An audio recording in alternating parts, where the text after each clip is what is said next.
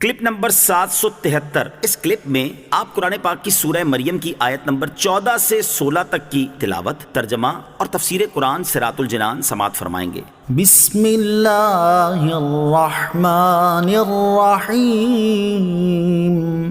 ترجمہ: اللہ کے نام سے شروع جو نہایت مہربان رحمت والا ہے۔ وَبَرًّا بِوَالِدَيْهِ وَلَمْ يَكُنْ جَبَّارًا عَصِيًّا۔ ترجمہ: اور وہ اپنے ماں باپ سے اچھا سلوک کرنے والا تھا اور وہ متکبر نافرمان نہیں تھا۔ وَبَرًّا بِوَالِدَيْهِ، اور وہ اپنے ماں باپ سے اچھا سلوک کرنے والا تھا۔ اس آیت میں حضرت یحییٰ علیہ السلام کی مزید 3 صفات بیان کی گئی ہیں۔ نمبر 1، آپ علیہ السلام ماں باپ کے فرما بردار اور ان سے اچھا سلوک کرنے والے تھے، کیونکہ اللہ عز و جل کی عبادت کے بعد والدین کی خدمت سے بڑھ کر کوئی طاعت نہیں، اور اس پر اللہ تعالیٰ کا یہ قول دلالت کرتا ہے وَقَضَىٰ رَبُّكَ أَلَّا تَعْبُدُوا إِلَّا إِيَّاهُ وَبِالْوَالِدَيْنِ إِحْسَانًا۔ ترجمہ: اور تمہارے رب نے حکم فرمایا کہ اس کے سوا کسی کی عبادت نہ کرو اور ماں باپ کے ساتھ اچھا سلوک کرو۔ نمبر 2 اور نمبر 3، آپ علیہ السلام تکبر کرنے والے اور اپنے رب عز و جل کے نافرمان نہیں، بلکہ آپ علیہ السلام عاجزی و انکساری کرنے والے اور اپنے رب عز و جل کی اطاعت کرنے والے تھے۔ یہاں جبار کے معنی متکبر کے ہیں، اور ایک قول یہ بھی ہے کہ جبار وہ شخص ہوتا ہے جو غصے میں مارے اور قتل کرے۔ وَسَلَامٌ عَلَيْهِ يَوْمَ وُلِدَ وَيَوْمَ يَمُوتُ وَيَوْمَ يُبْعَثُ حَيًّا۔ ترجمہ: اور اس پر سلامتی ہے جس دن وہ پیدا ہوا اور جس دن وہ فوت ہوگا اور جس دن وہ زندہ اٹھایا جائے گا۔ وَسَلَامٌ عَلَيْهِ، اور اس پر سلامتی ہے، یعنی جس دن حضرت یحییٰ علیہ السلام پیدا ہوئے اس دن ان کے لیے شیطان سے امان ہے کہ وہ عام بچوں کی طرح آپ علیہ السلام کو نہ چھوئے گا، اور جس دن آپ علیہ السلام وفات پائیں گے اس دن ان کے لیے عذاب قبر سے امان ہے، اور جس دن آپ علیہ السلام کو زندہ اٹھایا جائے گا اس دن ان کے لیے قیامت کی سختی سے امان ہے۔ اس آیت کی تفسیر میں ایک قول یہ بھی ہے کہ پیدا ہونے، وفات پانے اور زندہ اٹھائے جانے کے یہ تینوں دن بہت وحشت ناک ہیں، کیونکہ ان دنوں میں آدمی وہ دیکھتا ہے جو اس سے پہلے اس نے نہیں دیکھا، اس لیے ان تینوں مواقع پر انتہائی وحشت ہوتی ہے۔ تو اللہ تعالیٰ نے حضرت یحییٰ علیہ السلام کا اکرام فرمایا کہ انہیں ان تینوں مواقع پر امن و سلامتی عطا فرمائی۔ حضرت سفیان بن عیینہ رحمۃ اللہ تعالی علیہ فرماتے ہیں کہ انسان کو 3 دنوں میں وحشت کا سامنا ہوتا ہے۔ جب وہ پیدا ہوتا ہے تو ماں کے پیٹ سے باہر آ کر ایک نئی دنیا کا سامنا کرتا ہے، اور وہ جب مرتا ہے تو ایسی قوم دیکھتا ہے جسے پہلے کبھی نہیں دیکھا ہوتا، اور جب دوبارہ زندہ کیا جائے گا تو اپنے آپ کو ایک عظیم محشر میں پائے گا جس کی مثل اس نے کبھی نہ دیکھا ہوگا۔ تو اللہ عز و جل نے حضرت یحییٰ علیہ السلام کو ان تینوں وقتوں میں امان و سلامتی کا مژدہ دیا۔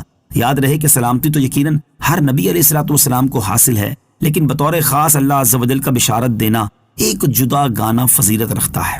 ولادت کے دن خوشی اور وفات کے دن غم کا اظہار نہ کرنے کی وجہ، اس آیت میں اللہ تعالیٰ نے حضرت یحییٰ علیہ السلام کی ولادت کے دن ان پر سلام بھیجا۔ اس سے معلوم ہوا کہ نبی کریم علیہ السلام کی ولادت کے دن ان پر سلام بھیجنا اللہ تعالیٰ کی سنت ہے۔ اسی وجہ سے اہل سنت و جماعت 12 ربیع الاول کے دن اللہ تعالیٰ کے حبیب اور تمام انبیاء کے سردار صلی اللہ تعالیٰ علیہ وسلم کی ولادت کا دن مناتے ہیں، اور اس دن آپ علیہ السلام پر درود و سلام کی کثرت کرتے ہیں، نظم و نثر کی صورت میں آپ کی شان اور آپ کے فضائل و مناقب بیان کرتے ہیں۔ فی زمانہ کچھ لوگ اسی آیت مبارکہ کو بیان کر کے یہ اعتراض کرتے ہیں کہ حضرت یحییٰ علیہ السلام کی وفات کے دن بھی ان پر سلام بھیجا گیا ہے، اس لیے تم جس طرح رسول پاک علیہ السلام کے میلاد کا دن خوشی اظہار کر کے مناتے ہو، اسی طرح ان کی وفات کا دن بھی غم ظاہر کر کے منایا کرو۔ اس کا جواب یہ ہے کہ اللہ تعالیٰ نے ہمیں قرآن مجید میں اپنی نعمت کا چرچا کرنے اور اپنا فضل و رحمت ملنے پر خوشی منانے کا حکم دیا ہے، اور چونکہ نبی پاک علیہ السلام سے بڑی اللہ تعالیٰ کی کوئی نعمت نہیں، اور پیارے آقا علیہ السلام ہی اللہ تعالیٰ کا سب سے بڑا فضل اور سب سے بڑی رحمت ہے،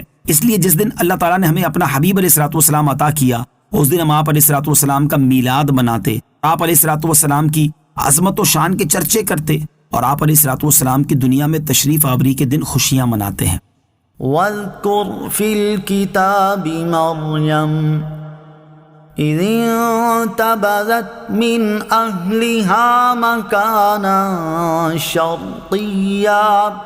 ترجمہ: اور کتاب میں مریم کو یاد کرو جب وہ اپنے گھر والوں سے مشرق کی طرف ایک جگہ الگ ہو گئی۔ وَاذْكُرْ فِي الْكِتَابِ مَرْيَمَ، اور کتاب میں مریم کو یاد کرو۔ اس سے پہلی آیات میں حضرت زکریا علیہ السلام کا واقعہ بیان ہوا کہ انہیں بڑھاپے کی حالت میں اور زوجہ کے بانجھ ہونے کے باوجود اللہ تعالیٰ نے ایک نیک اور صالح بیٹا عطا فرمایا، اور یہ واقعہ اللہ تعالیٰ کی قدرت کی بہت بڑی دلیل ہے۔ اب یہاں سے اللہ تعالیٰ کی قدرت پر دلالت کرنے والا ایک اور انتہائی حیرت انگیز واقعہ بیان کیا جا رہا ہے۔ چنانچہ اللہ تعالیٰ نے ارشاد فرمایا، اے پیارے حبیب صلی اللہ تعالیٰ علیہ وسلم، آپ قرآن کریم میں حضرت مریم رضی اللہ تعالیٰ عنہا کا واقعہ پڑھ کر ان لوگوں کو سنائیے تاکہ انہیں ان کا حال معلوم ہو جب وہ اپنے گھر والوں سے مشرق کی طرف ایک جگہ الگ ہو گئی اور اپنے مکان میں یا بیت المقدس کی شرقی جانب میں لوگوں سے جدا ہو کر عبادت کے لیے خلوت میں بیٹھیں۔ حضرت مریم رضی اللہ تعالیٰ عنہا کی فضیلت، مریم کے معنی ہے عابدہ، خادمہ۔ آپ رضی اللہ تعالیٰ عنہ بچپن سے بیت المقدس کی خادمہ تھی اور وہاں رہ کر اللہ تعالیٰ کی عبادت کیا کرتی تھی۔ اور حضرت مریم رضی اللہ تعالیٰ عنہ کے فضائل میں سے ہے کہ قرآن کریم میں عورتوں میں صرف آپ رضی اللہ تعالیٰ عنہ کا نام مبارک ذکر کیا گیا ہے۔ نیز آپ کی شان کے بارے میں سورہ آل عمران میں فرمایا گیا، وَإِذْ قَالَتِ الْمَلَائِكَةُ يَا مَرْيَمُ إِنَّ اللَّهَ اصْطَفَاكِ وَطَهَّرَكِ وَاصْطَفَاكِ عَلَى نِسَاءِ الْعَالَمِينَ۔ ترجمہ، اور یاد کرو جب فرشتوں نے کہا، اے مریم، بے شک اللہ نے تمہیں چن لیا ہے اور تمہیں خوب پاکیزہ کر دیا ہے اور تمہیں سارے جہان کی عورتوں پر منتخب کر لیا ہے۔ نوٹ: حضرت مریم رضی اللہ تعالی عنہا کی ولادت اور پرورش کے واقعات سورہ آل عمران کی آیت نمبر 35 تا 37 میں بیان ہوئے، اور آپ رضی اللہ تعالی عنہا کی عبادت اور ریاضت کا ذکر آیت نمبر 43 میں کیا۔